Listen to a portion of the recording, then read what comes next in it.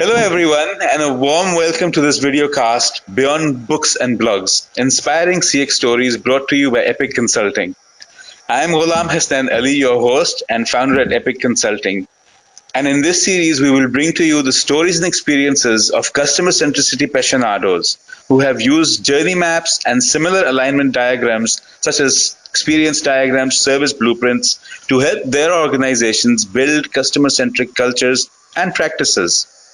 These heroes and champions of the customer cause will share with us firsthand their experiences of how and why they started mapping their customers' journeys, the challenges they faced, what their typical mapping projects look like, and advice to newcomers aspiring to adopt this practice. Our guests will come from a variety of backgrounds, with our purpose being to provide you insights relevant to your business context, whatever it is. So please feel free to share your views, comments, suggestions, and any feedbacks in the comments section on this channel, on our Facebook page on journey mapping, and we'll share the address for that on this channel, or email us directly at journeymapping@epicconsulting.ae. So without further ado, let's turn to our guest today, who is Vidhya. Hi, Vidhya. How are you? Hi, Ghulam. How are you doing? Thank you. Let me just give a short introduction for Vidhya, who is an independent consultant working with companies that are intentional about digital transformation. Her areas of expertise are customer research and product strategy. Recently, she has been working with companies to set up and scale customer research programs to inculcate empathy and customer-centric innovation. She mentors designers, researchers to level up. Her personal passion is to support and guide women who are trying second act in their career. And let me also mention that Vidhya is the lady who is the brain behind the title of this series. We had a few options, and Beyond Books and Blogs was something that struck our heart, and we decided to adopt it. So all credit to you, Vidhya, for that. And I'll leave it over to you as well. So, Vidhya, how did you get started journey mapping? That's what we want to really understand from you today. Okay, my very first stint with journey mapping started at Microsoft. Before that, I didn't know the name journey map, and it was not a thing. So my very first work started with meeting experience. Okay. It is about improving the productivity and and removing the barriers like inclusion and drawing in people who are hesitant to speak up, and making the meeting experience more productive as well as a good one for everyone involved. That was my first project, and that is when I started. I learned journey mapping, and that's when I executed on that. How long ago was that, Vidhya? It was 2012, not too long ago. Yeah. Okay. I mean, before that, I used to do, what I did, the step-by-step workflow mapping was not called journey mapping. They were just process mapping or other things, but certainly journey mapping takes the outside-in view from the customer. So a formal introduction and execution was there, yes. Interesting, okay. So that was the first time you were introduced to it. Then you must have seen, some appeal to it, and then you must have adopted it in your own work at some point. So would you be able to translate that to, when was the first time that you actually used it to in that project, as well as all the subsequent project that I executed at Microsoft. So this was the method. So this was a CX practice as a method that was introduced. The journey mapping, personas, everything was new. So we were a tiger team of 4 people who would be farmed out to the different businesses that worry about the retention going down or the NPS score going down. So, and we would, from start to finish, from stakeholder interviews to qualitative to journey mapping to representing the customer and the business. We used to do all the projects. So all these projects I have applied to journey mapping because it's fundamentally capturing the current state and bringing everybody into alignment. So it definitely matters for every project that we are where we are trying to inculcate empathy in them to have an outside-in view, as well as for them to be aligned on what their journey, what their reality is. So this was the best method and continues to be the best method in my opinion to align everyone.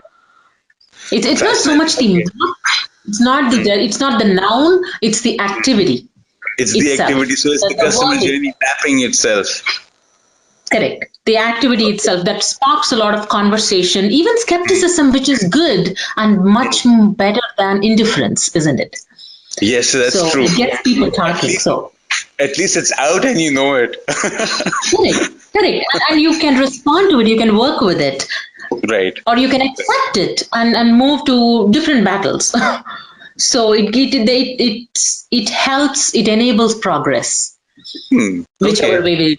So yeah. So when you mentioned alignment, so you think that the two biggest benefits that you were able to see from journey mapping within Microsoft environment when you were doing it over there was number one, alignment, and then empathy. Is that kind of the two things that? Correct. Correct. When I say alignment, what I mean is a shared understanding of the customer's reality. So the customer can be anybody. The customer can be at that time it was called Link. Now it's Skype. So the Link customer. It can be the SQL customer. It can be a SaaS tool that they had. So they get a shared understanding of what the customer's reality is and not just something that they make up in their heads. That's the biggest thing.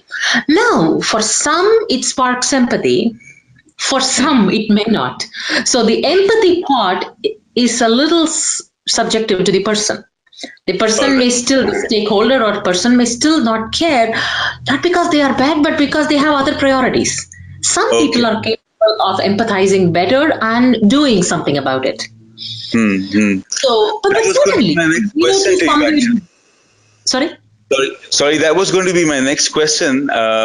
Before we get into some of the challenges that you might have faced when doing journey mapping, was that for the participants, for the stakeholders, when some of them, okay, number one, they get alignment, they have a shared understanding. In fact, the entire team across the different functions has a shared understanding of what the customer is going through.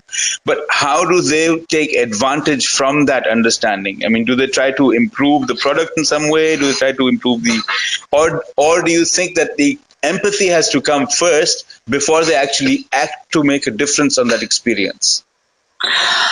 So here is the thing. When the shared understanding kicks in about the when they align with what the customer's experience is, when they understand, okay, this is the customer's experience from the customer's words, usually 80-20 empathy kicks in. But there are times, even if I empathize, this may not be important for me because I am measured on something else. My performance evaluation criteria is something else, not improving NPS score, but increasing the usage. So maybe I would still be pushing more features instead of removing your frustration from the old features, because I, as a product manager, is being measured on how many features I push and not how I'm driving the improvement in experience. Okay. I mean, That is something. at the end of the day, the action that people take is to a large extent driven by what they're being measured on and what they're being rewarded against. Not totally dependent on that. Okay. That is, yeah. So it is sort of systemic in that sense. See, you cannot reward X and ask them to do Y from an organization standpoint. Right. So right. in some ways, it was my third project, and it was a very instructive moment for me that I could empathize with the stakeholder, because empathy is not something reserved for the customer, for somebody else. It's to the next person we are working with. So when I do the stakeholder interviews and I ask them, okay, what do you know about the customer's problems? And they just gave me a list of all the problems with the product. I said, you already know a lot of things. We don't even have to carry out, because I was an insider. I was not somebody else looking for a project. I was an internal employee. So I said, okay, why are we not getting to solving that? Let's work on that. And I said, no, that is not a priority that I can work on, because my next performance appraisal is about something else. It was a very, very instructive moment for me to step back and empathize with the stakeholder. And going forward, I started asking those questions. What do you care about? And if that overlaps with what the customer's pain is, So if they care about retention, or if they care about, let's say in an e-commerce case, the basket amount, right? Mm-hmm. Or the Yeah. repeat customer. Now I will try to look at the pain points and prioritize that and focus on that. There can be 5 pains, but Right. I would say, okay, let's prioritize this because this overlaps with your goals and the Mm. customer's pain points. Now we can see some progress. That's That's amazing. So it's actually the alignment of the business needs and the employee and the customer experience. When you correct. actually Totally able to have the golden spot and make a change with that. correct. Yes. Okay, That's that's so amazing. latent, but it's important.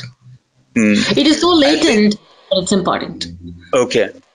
I think Vidya, this also ties in with the idea of what are the challenges. So if I can broadly divide challenges into two phases, one of them is the challenge of actually doing mapping, Okay. the actual activity of mapping, as you said, which is what actually drives a lot of the engagement. And the other one is driving change through journey mapping. And I think Correct. there'll be slightly different sets of challenges. Correct. There is a third one too, which is people like me can get fatigued about getting the buy-in to do the journey mapping. And they Yes. think that doing the journey mapping is the end. It is a means to an end. Mm-hmm. Mm-hmm. It's Okay. like they are so fatigued that they can't do anything else.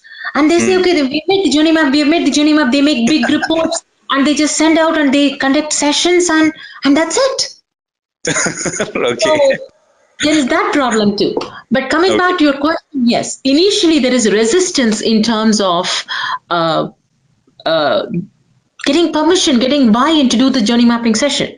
Because it Okay. is expensive. You need to go to the customers, do some qualitative research, or at Mm-hmm. least look at the data that you have within the company, which means somebody has to share the support calls or the surveys. Somebody has to Mm-hmm. share that.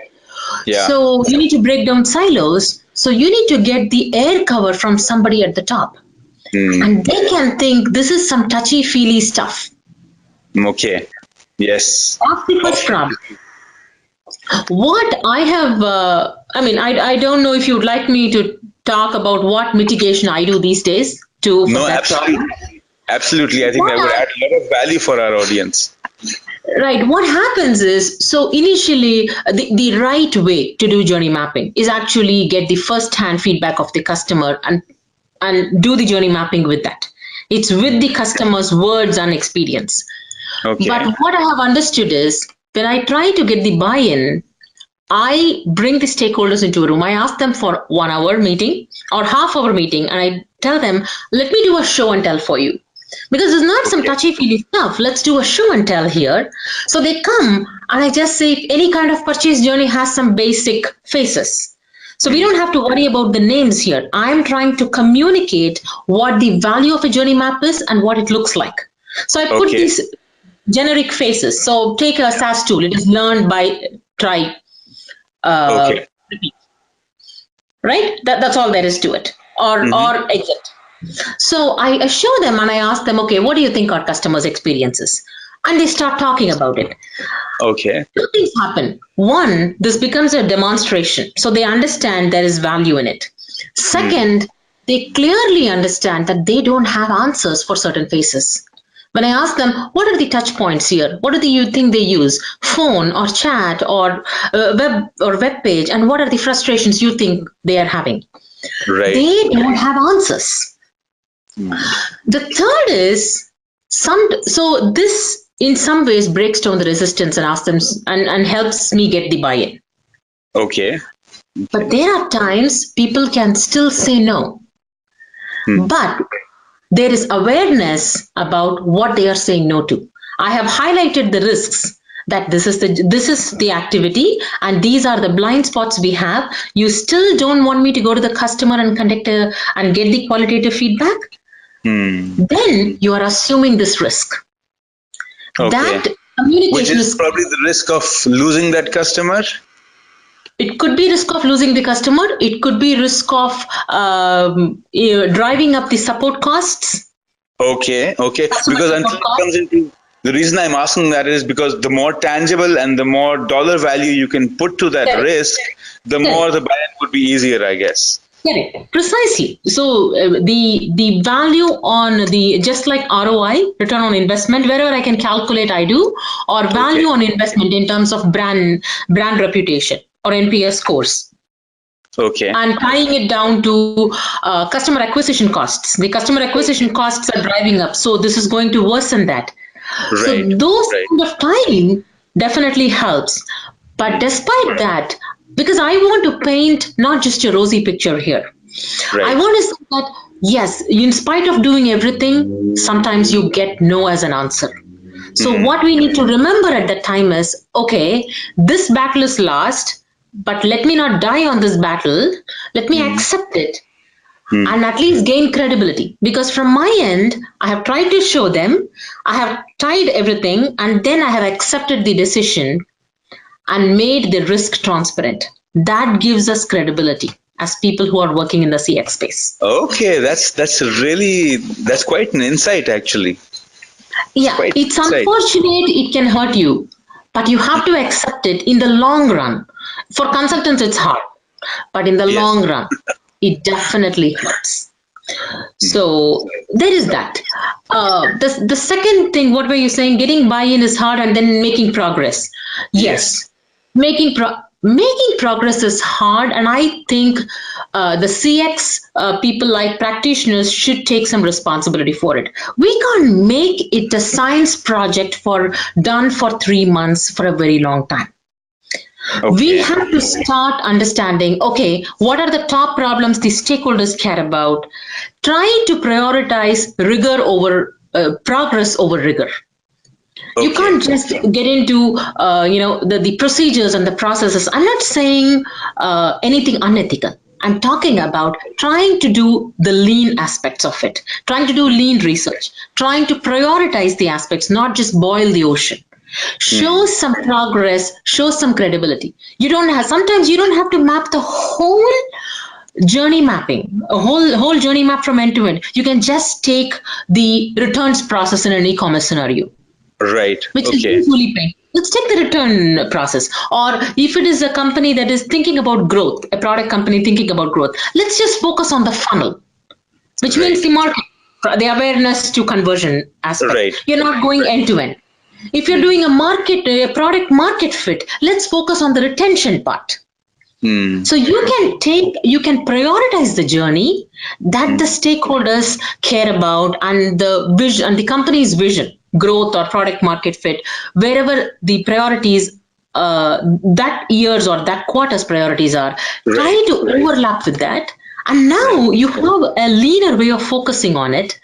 And then get everybody in. Don't go to some other place in a black room and do it. Get everybody to participate. So now there is skin in the game. Make it their idea. The CX practitioners need to have a kind of leadership that is secure and confident enough to make itself irrelevant. You cannot try to shine a lot. In fact, you have to sometimes give the credit to somebody else to make some progress. This is not about goodness or badness I'm talking about. This is how this job is. It's a competency that's required for this role to succeed. So when we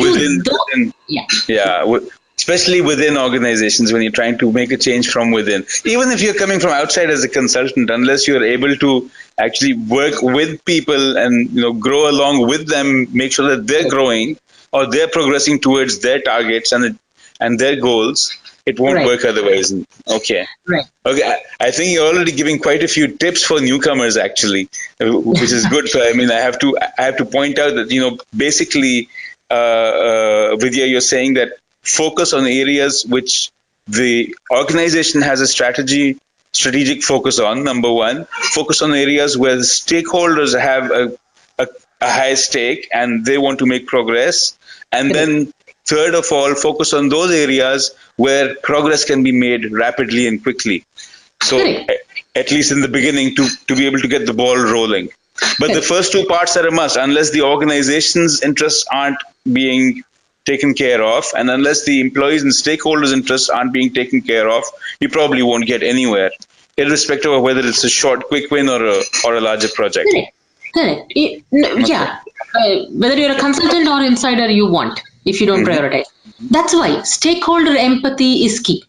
If you think about it like that, then you're onto something. Okay, no, that's a really cool tip and a useful insight. Vidhya, you've already talked us through how you typically, actually, you've already kind of touched on parts of how you walk through a typical project. But if you were to able to structure it, I know that every time it might be different. But what would you look at the common themes of how you actually execute a customer journey mapping project? Okay. Customer journey map invariably starts with a qualitative feedback from the customers. I'm talking about the typical one first, and then let's talk about the variations. Yeah. So it definitely has aspects of motivations, goals, needs, expectations, frustrations, aspirations, those aspects. So you capture that. The important thing is also to capture the channel and the touch points. Okay. Where these happen. Because I can have a pain point in the mobile, but I may not have a pain point on the web page. Right. So it's important to capture it because the organizations are big. I mean, I'm preaching to the choir. You understand what I'm talking about. Yeah. So different functions stay with different people, and you want to. This is all about focus and prioritization. So you need to have those details. So these are the one. This is how typically it is now. Now. Okay. Sometimes you generate a persona, even if you don't have if you have a persona, different kinds of personas, like in a B2B scenario or a B2C scenario, then definitely you need a journey map for each of these personas. Okay. That is important. So that's what. So you understand the different segments you have, and the segments are slightly different. You can have more segments in the case of a persona, which spans across many segments. I'm using some technical words. I'm hoping your audience will understand. Otherwise, we can have ask us questions at some point if need be. It's okay.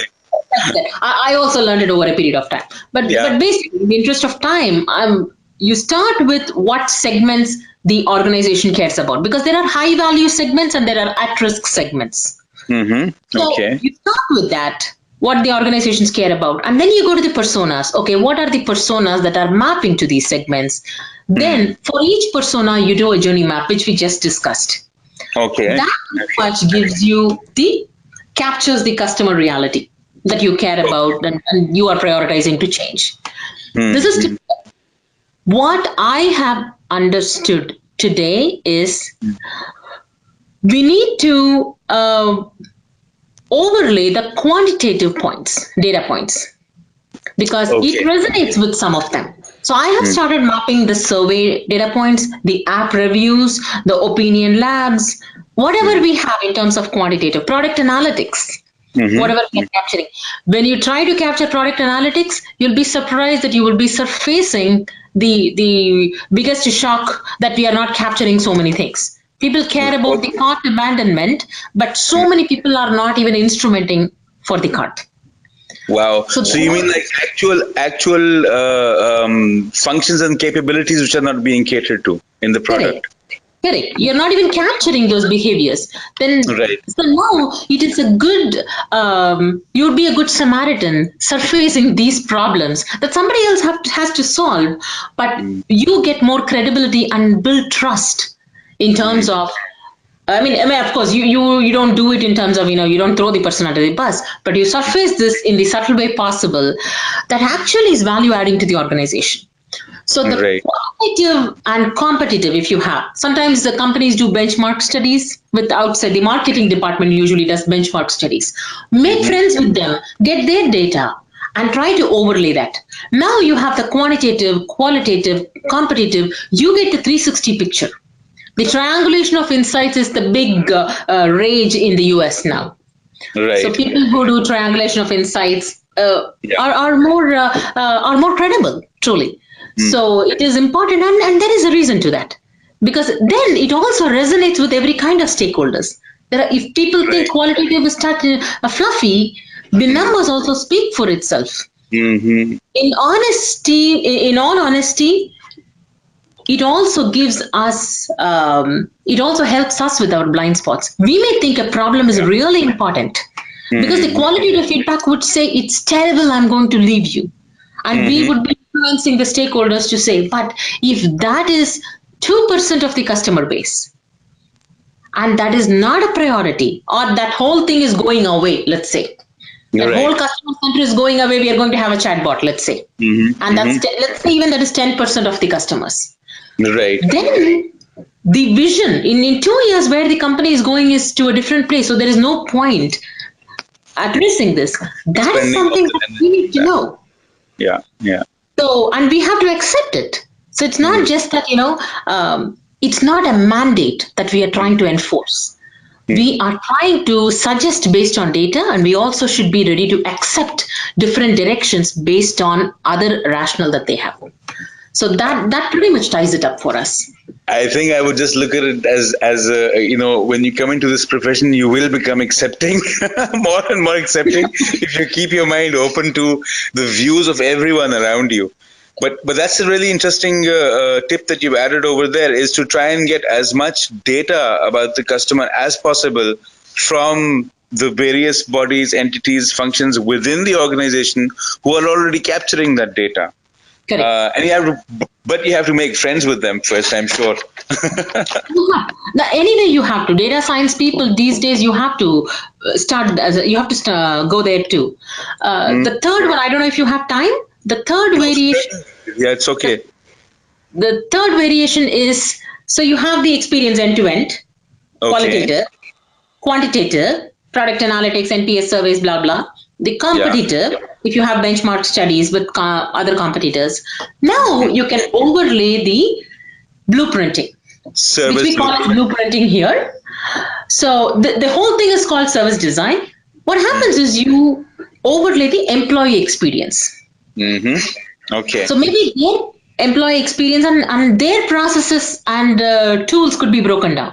So you map the process, we call it PPTI, people, process, technology, information.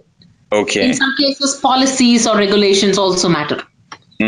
So you try to map those things. Now, this can sound overwhelming, but think about, you're just taking one scenario. Don't think about it as journey map, but think about it as this particular problem and this particular scenario, which could span just one or two phases. But you take the data and you make it real for them. You're not only saying there is a customer problem, you're saying how it is actually influenced by your employees' problem, who are not to blame because the underlying processes and tools are not set up, are not setting them up for success. Right, okay. You're giving them an end-to-end and a surface-to-core view. So that line of sight becomes very clear when you map it all together. And then people are able to understand what their role is, and top management is able to understand what the underlying issues are. Correct. Successful companies do that. Intuit has been doing that for a very long period of time. Okay. So these are the things that people have started embracing and seen results. And imagine a customer experience phase can only touch one or two functions maybe. But if you look at the process, systems and everything, it brings too many stakeholders. Yes, that'll bring in too many. Everybody comes together to solve that problem, and you would be the person to have facilitated it, to have enabled it. Yes, that must be the value addition you are bringing. Yes, just exactly. Being able to bring them all together towards a common objective. It must be quite fulfilling, actually, and it's very satisfying as a professional. When it happens. Yeah. So, Vidhya, from all of this, I think we have 2 or 3 more minutes. From all of this, in your mind's eye, if you were to re-articulate the key outcomes and benefits you think that come out of both the mapping activity. Let's forget about the map itself. I mean, fine, that's just an artifact at the end of the day. But mapping and the engagement of mapping, what would those be? The sense of collaboration.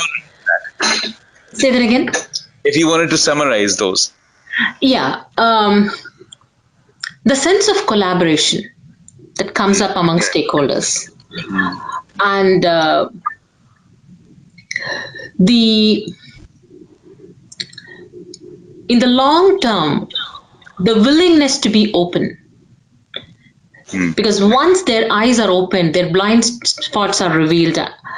Some of them, I mean, see, nobody sets out to do a bad customer experience. Yeah. Some people are a little more open than others. And for them, it will become so beneficial that they become the cultural ambassadors within the organization.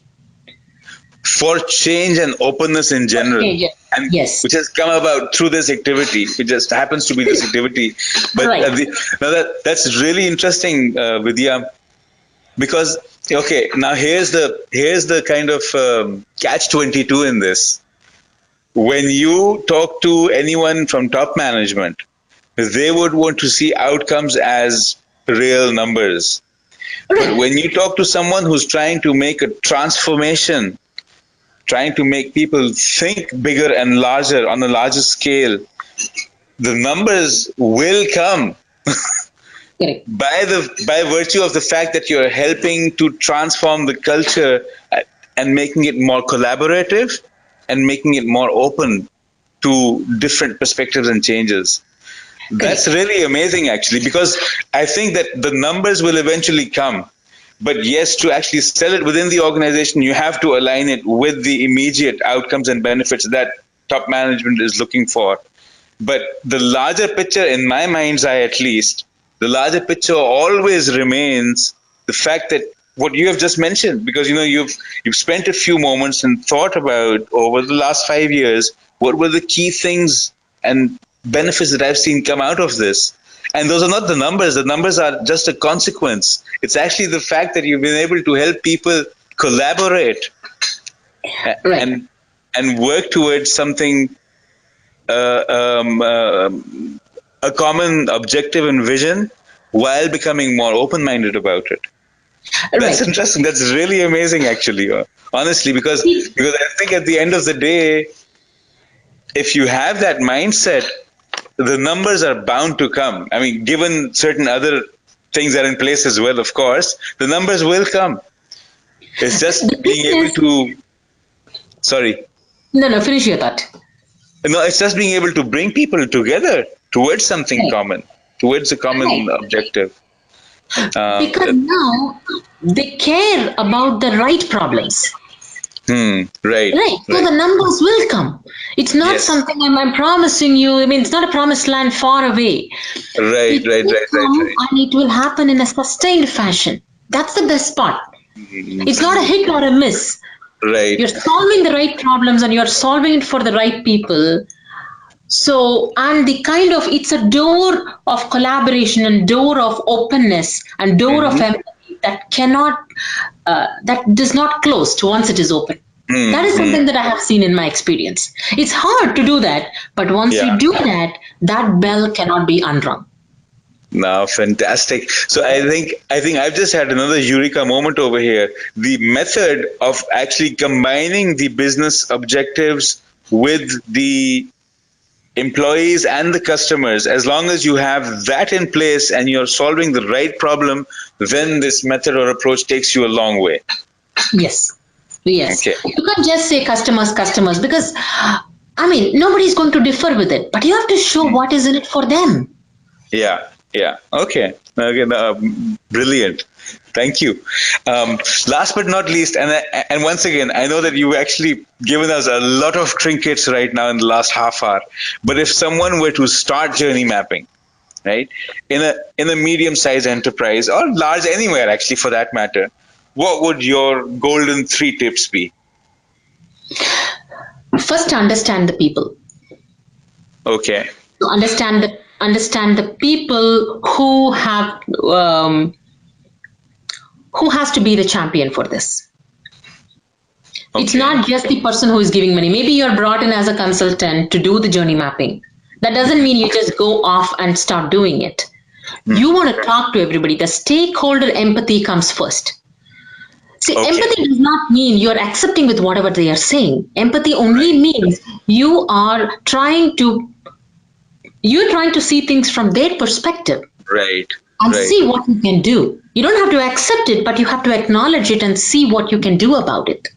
So stakeholder empathy and the organizational culture, the domain understanding, what we call, but that you cannot miss that, however urgent it is. Okay. That's first. Second, prioritize. If this is the first time for the company, do a show and tell. Take some extra cycles. Do a show and tell as to what it is. Make it familiar for them. Anything that is familiar, people are not afraid of. And when you do that, you have a great opportunity to align on the problem you want to solve. Because people simply say, we want to make it better. Better for whom? For the marketing person, for the customer support stakeholder, for the product guy, for the mobile app guy, who? Right. So let's align on the scope, and that show and tell session, which actually is sometimes it's a provisional journey map, which is not the true one, but it brings so many other benefits for you. Right. So focus on those things. Third, lead. Don't go for boiling the ocean. Look for the top problems that you want to solve and see if you can solve it. Sometimes you have the budget and the company is committed, you can go full steam. But if you see, when you're understanding the organizational culture, if there is a lot of skepticism, if people are not feeling psychologically safe to share things, all that is rooted in culture. Yes. It's easy to judge that, but how can you mitigate it? We have to get creative. So journey mapping is a competency everybody can develop. But getting creative and being adaptive is something that you choose to do. That intentionality is important for us. Because we have to remember, this is just a means to an end, which is making progress. I think those are great words to end with. Those are great words to end this session with. Vidhya, thank you so much. So if I wanted to summarize those 3 tips, number 1 is stakeholder empathy. Number 2 is prioritize, right? And number 3 is be creative. Okay. Prioritize. Progress over rigor. Progress over rigor. Yes. Okay. Yes. Always focus on the quick wins. Don't worry about the other things. They will come as long as you're able to make that progress. Okay. Vidhya, thank you so much. This has been a wonderful session. And actually, frankly speaking, we've summarized it with these 3 things for newcomers, but there are lots of trinkets in there.